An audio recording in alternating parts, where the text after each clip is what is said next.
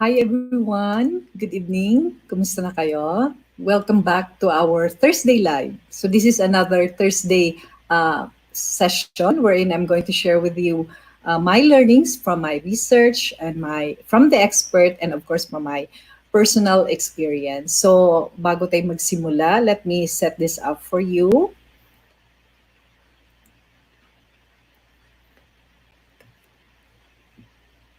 All right. So to those new here, hello.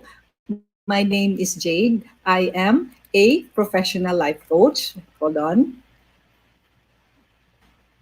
Medyo, ayan. Okay. So again, hello to everyone. First of all, to those new here, hello, my name is Jade. I am a professional certified life coach. I focus on personal, sales, and corporate coaching. And I help students, entrepreneurs, and professional break through their limiting belief as they go through their journey of personal development, creativity, productivity, leadership, and career destination. So welcome to all of you. So kumusta na kayo?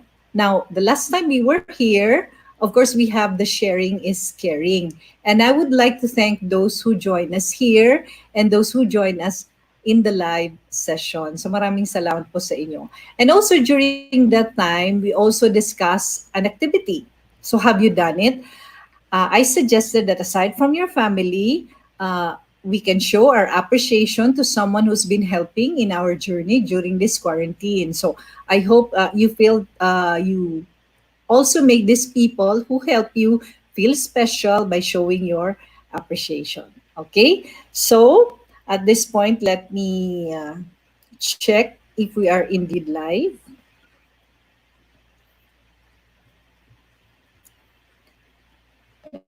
Okay, let me check. Kumusta na kayo? Lumalabas na ba kayo ng bahay ninyo? Okay, so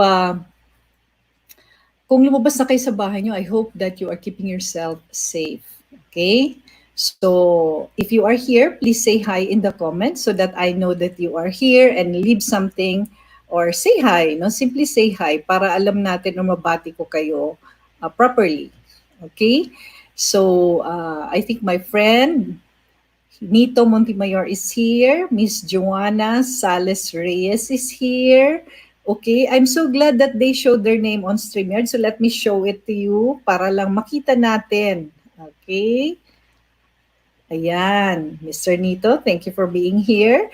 And also, I have Miss Joanna Sales Reyes. Okay, so you will be greeting a lot of people a little later in between our presentation. Okay, so at this point, napakarami na nating mga subject no or mga sessions in the past wherein I give you some tips about what we can do during this quarantine, whether at work or on your personal coping. And of course, we also hear some sharing from other people who's also in quarantine, and hopefully it helped you. So tonight, I decided to make it a little lighter. And of course, even if it's a little lighter, we are still going to focus more on self-improvement journey. So, titingnan ko lang kung mas maganda ang view natin para mas makita natin. Okay. All right. So we focus on self-improvement journey pa rin kahit medyo light ang topic natin. And I believe what the best way to start is to look into our Filipino traits, no? Ano ba yung mga Filipino traits natin and why do we behave like this? So welcome to our BAKIT GANON series. We're going to know why we behave like this and how we can better ourselves. And for this series, we're going to talk about the most famous Filipino time. So I'm sure alam natin itong Filipino time. So, but then, a little disclaimer before I start. This content has no intent to mock our culture or shame anyone. My objective is really just to inform and promote self-awareness and improvement. Okay, so let us start. First, let us define ano ba ibig sabihin ng Filipino time. Now, Filipino time is defined as tardiness and our natural tendency to be late. Aray ko, no? So, ang Filipino time natural tendency to be late. Now, did you know that let me ask you a question first before we start discussing this. Have you prepared early for your activity and then only to find out that everyone showed up an hour late? Nangyari na ba sa inyo to? Naku, nangyari na sa akin to. In fact, ang daming beses na, no? Now, kung titingnan natin, ang Filipino time ay nagsisimula pa nung nandito pa ang mga Spanish or during the Spanish time. So let's go backward a little in time kung paano ba ito nagsisimula. They said that according to Brian Tan, in his column, he said that in chapter 22 of the El Filibusterismo, Dr. Jose Rizal actually talked about the Filipino time already. Nung panahon na yun pa. In his column, or in that chapter, there is a line that says, a señora and her husband occupy one of the boxes and she is proud to be late. No? So ibig sabihin when she arrived, there is already an air of a queen because she is late and she is proud of it. Okay?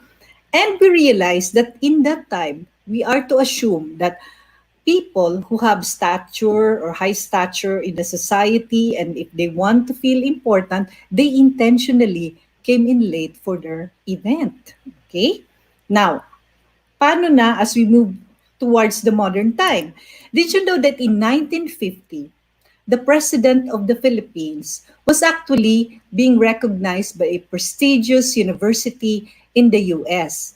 And he was invited to come in at 2 p.m. But unfortunately, our president that time came in at 4 p.m. So 2 hours late siya. Of course, nadismaya yung mga award-giving bodies. And in fact, the press during that time already left during the awarding. So ang sayang naman. Now, today, pre-pandemic time, kumusta naman ang ating Filipino time? Of course, no, we still have the Filipino time. And in fact, this is the most common na reason or would we say excuse every time we are late, no? Or we practice the Filipino time. Especially if you are in a highly urbanized area or in particularly in Metro Manila. Ito yung reason natin. Matraffic no? Talaga matraffic kasi kaya late ako. But believe me, in my 28 years in corporate business, this reason, even if it's real, is never accepted. Okay? So at this point, let me stop because I can see a lot of people is here. Baka naman mag-greet din natin sila. I have here Miss Josie Magno. Hello, Miss Josie. She says hi. And we have Miss Cynthia. Miss Cynthia Sarmiento. Hi. Thank you for being here. I'll show the other comments on screen a little later. So let's continue. Bakit nga ba may Filipino time? Bakit ganun? Let's start. Reason number 1. It is a norm. We speak as if sabihin lang natin, hey, Filipino time kasi, ganun talaga. We speak as if it is part of our DNA and we are born with it. Okay? Next, we say, better late than never. In fact, we make it the best excuse na buti nga dumating pa ako Tayo naman, mabait tayo masyado, sasabihin natin, buti naman nakarating ka pa. So in fact, we're actually a little tolerant about the behavior. Guilty ba kayo dito? Makaka-relate ba kayo dito? Ako nakaka-relate ako dito, no? So, relate in the comment if you can relate to this. Now, alam ba natin that norms are not always acceptable? In these modern times, some norms or practices should evolve so that it fits to our improvement and our productivity. So it doesn't mean that this is an old practice. It is okay because it has been a practice. So remember that not all norms are acceptable, especially in the modern time. Reason number 2, bakit nga ba ganon? Number 2 is complacency. We accept or we expect that everyone will be late. Kaya late na rin tayo. So sasabihin natin sa sarili natin, hindi naman mag-start agad yan eh. Even before we start our meeting, our focus is already to the latecomers. So inisip na nating malilate lahat, no? In fact, when we plan our activity, no, instead na ang oras talaga ng activity mo is 4 o'clock. But you will put in the invitation 3 p.m. para makastart ka talaga ng 4 o'clock. So, an hour ahead of the schedule, no? Guilty ba kayo dito? Ako ginawa ko rin to eh. Guilty din ako dito. But actually, you don't have to manage other people's time because doing that is actually rude and disrespectful. So next time when we conduct our meeting, kung 3 o'clock, ilagay natin 3 o'clock so that people would realize that when you conduct your activity, you will not or you don't observe the Filipino time. Okay? As we proceed, bakit nga ba ganon? Reason number 3, poor time management. Guilty ba kayo dito? Ang sasabihin natin sa sarili natin, parati ang Pinoy nag-o-overestimate ng time niya. Ganon siya nagmamanage ng time. Guilty din ako dito. Sasabihin mo, hey, kaya yan. Kaya yan. Kaya pa sa oras yan. Aabot tayo, kaya yan. No? Or sasabihin mo, naku, may oras pa. Mahaba pa ang oras. Kaya yan. No? So, sasabihin mo, okay, kaya yan. May oras pa. Maglaba lang ako sandali, magluto lang ako sandali, magbihis muna ako or mag-makeup muna ako sandali. Yung sandali mo, naging 1 oras na. So na-realize mo, ay, sayang, di pala tayo aabot, di pala kaya, no? Now, don't you know that wasted time is worse than wasted money? No? So, please, or it's okay if you want to be productive with your time, but please ensure that you do it properly so that you won't miss more important opportunity kasi inaayos mo yung oras mo parati and then you miss something bigger. Okay? Nakaka-relate ba kayo sa discussion natin? Give me a thumbs up if you did, no? So let me check who are here. Check ko lang kasi parang nakita ko may nandito. Mr. Dito said it's a no-no for me, for late people. It's a no-no for me because they usually start it's a no-no for him, no? Kasi daw he always starts his meeting on time. That is so true, no? Napakatotoo niya, no? Sabi ni Miss Alona Villahermosa, hello, she's also watching. Okay, so let's continue. Bakit nga ba ganun? Bakit may Filipino time? Reason number 4, pa-star complex tayo. No? Sasabihin natin, syempre sikat ka, huwag kang maaga doon. Dapat late ka, kasi pang finale ka eh. Kasi importante ka eh. We feel as if we are still in chapter 22 of the El Filibusterismo. We feel that we are the insulares. But actually, nowadays, if you are late, yes, people look at you. Why? Why would they look at you? Because they want you to know that you actually is the person who wasted their time, no? So nakakahiya. Naalala niyo ba kung nung kayo ay na-late at huli kayong tinawag sa pagsakay ng eroplano? Naku, pag dumaan ka pa sa aisle, nakakahiya talaga, di ba? So, I'm sure you can relate to that. Now, being famous is good. Being famous is just simply being famous. What is important is respect. So, please be remembered or respected for the things that you do well, not for your shortcoming. Mahirap naman yung famous ka pero because ganito ka, no? Because of the shortcoming. It should be because of the things that you do well. In summary, let me say that having Filipino time, we should know the following or we should take note that norms are not always acceptable. In this modern time, napakahirap po, no? Dapat productive tayo sa ating oras at hindi lahat ng panahon pwede tayong maging late. Now, never manage other people's time because that is disrespectful and rude. And number 3, time wasted is actually wasted money. No, it's even worse than that. And number 4, if you want to build respect, please be known for the things that you have done well. No, not for your shortcomings. Okay. So, if you want people to respect your time, this is the tip.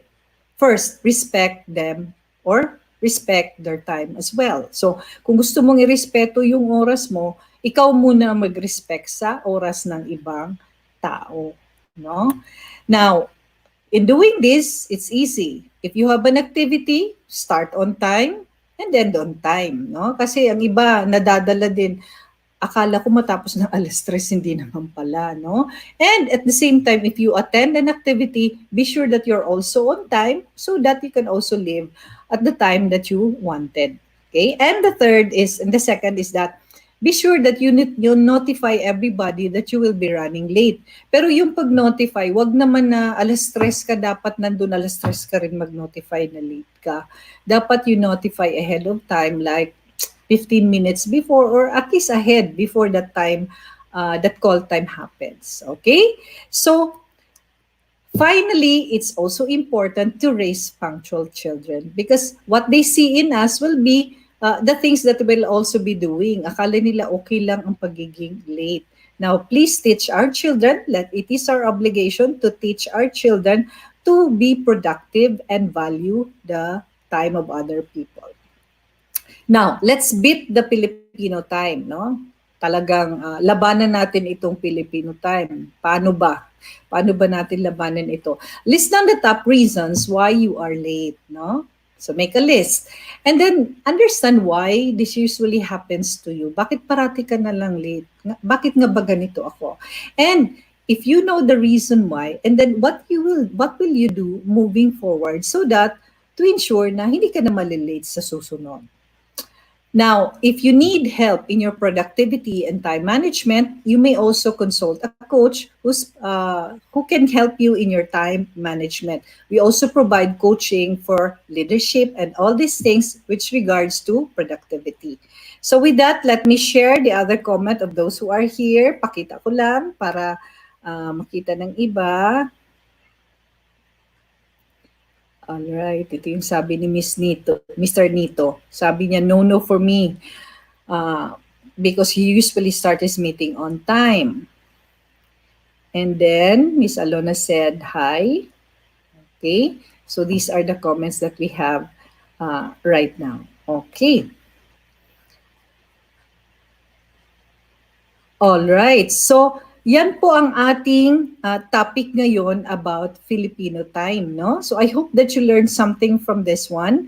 And in the future or moving forward in your next meeting or any activity that you have at home, you will always remember what we shared here. Now, if you feel that the things that we have tonight or we shared, the topic that we shared in this session helps you or might help other people, please do share them or invite them to be a part of our Facebook group. This is a private group for your positivity and motivation. And tonight, we're also being broadcast in our YouTube channel, which is Life's Window by Jade. So you can also invite your friend to watch us there. Okay? So, napakaganda. Ang dami nating Filipino traits na pwede pa nating pag-usapan. So our next session will be on July 30, which is again 8 p.m. And this is still again a continuation of our Bakit Ganon series. This time, we're going to talk about the Filipino hospitality.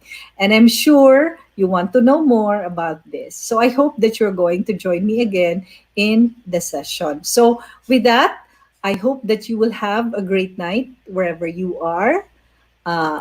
Share, no, and invite friends to be here. And thank you very much for joining me tonight. Be well, stay well, and be well. Thank you and see you again in our next session. Ingat po kayo. Please be safe all the time. Bye. Thank you.